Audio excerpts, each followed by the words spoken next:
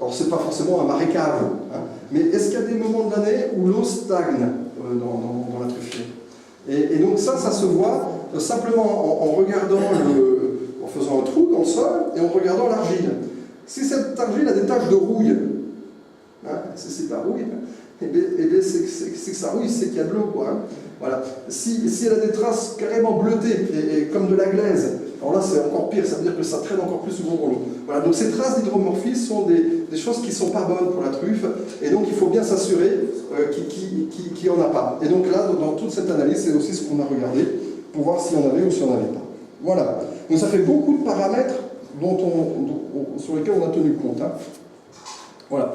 Et quand on croise tous ces paramètres ensemble sur le secteur qu'on a cartographié, eh bien, ouais, ça vous fait cette carte-là. Alors tout ce qui est en blanc, c'est les endroits où il n'y a pas de truffe du tout, donc on ne les a pas étudiés, quand il y a vraiment une mauvaise géologie.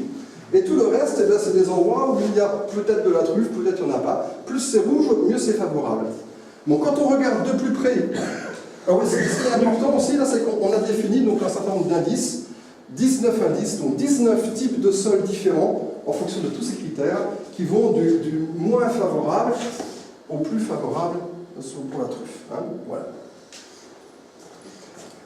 Et quand on regarde de près, alors, sur la commune de Billac, par exemple, ouais, ça vous fait une carte excessivement, il y a plein de petits carrés partout, hein, avec des petits endroits qui peuvent aller bien, des petits endroits comme là, juste un petit endroit qui va bien, le reste qui va un peu correct. Tant que c'est jaune, orange ou rouge, c'est que c'est bon. Dès que ça devient vert, bleu ou bleu foncé, c'est plus bon.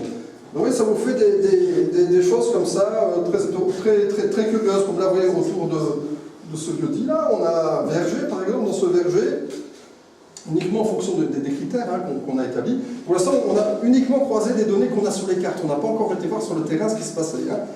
Et donc, on arrive à avoir des parcelles comme ça qui sont très... sur lesquelles on va un verger où il y a une zone qui pourrait très bien aller, une zone qui ne va pas, une zone... Hein, ça fait des choses un peu mélangées, c'est un peu difficile de s'en sortir là-dedans. Voilà. Hein, et quand on regarde, alors la précision, oui, alors un petit carré sur la carte, c'est vraiment très fortement grossi avec 2 parcelles. Un carré, ça fait 50 mètres sur 50 mètres. Hein. Donc là, 4 carrés, ça fait 1 hectare. Hein. Voilà, donc là, vous avez plusieurs parcelles avec vraiment des grosses hétérogénéités. Sur une même parcelle, on a une zone excellente, une zone moyenne et une zone qui ne va pas. Hein. Donc ça arrive ça nous donne des choses qui sont quelquefois un peu... à cette façon-là, c'est pas toujours facile à interpréter, quoi. Et donc, à partir de là, on a défini 2 zones de référence. Donc, c'est les 2 secteurs là, qui apparaissent sur cette carte-là, sur lesquels on a donc ce Branceil et puis là, au-dessus d'Astaillac, sur lesquels on a vraiment regardé en détail tout ce qu'il pouvait y avoir. Et ensuite, après, on a été sur 112 autres secteurs, sur lesquels on a échantillonné pour essayer de voir quel type d'association de couleurs, est-ce que ça correspondait vraiment à quelque chose de favorable pour la truffe ou de défavorable. Voilà. Donc là, j'en ai parlé de ces 19 séries de sols, et donc les analyses en labo, donc là pour sûr, on en a fait beaucoup. Voilà. Et donc ça nous a permis d'avoir une carte qui elle est beaucoup plus, avec des notes qui vont de 630 à 299, là, avec tous les secteurs qui vont bien pour la truffe, qui apparaissent en violet, et choses qui vont moins bien. Voilà. En croisant toutes ces données avec les données du terrain. Et on voit qu'il y a, par exemple, alors voilà, pour regarder cette carte d'un petit peu plus près, qu'est-ce qu'on y voit? Alors par exemple, sur le secteur de Collonges et de Messac, vous voyez l'effet de la faille de Messac. Hein, donc là, c'est un secteur sur lequel la géologie est vraiment très importante. Tout le nord de la faille ne va pas pour la truffe, tout le sud, ben, il va bien, hein, avec toute cette zone orange. Il est remarqué au passage que